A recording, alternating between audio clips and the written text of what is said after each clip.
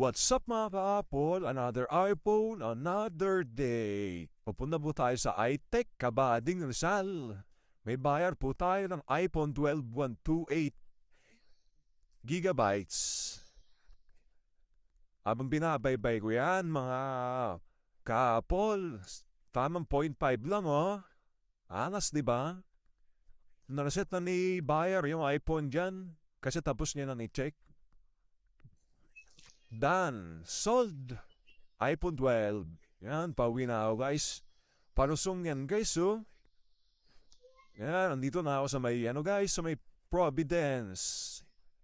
Habang na 0.5 ako dyan, kumakanta-kanta lang. Pag nag-avail kayo ng iPhone guys, message nyo lang ako sa FB ko. Tsaka dito sa TikTok account. All original person guys. No issue. All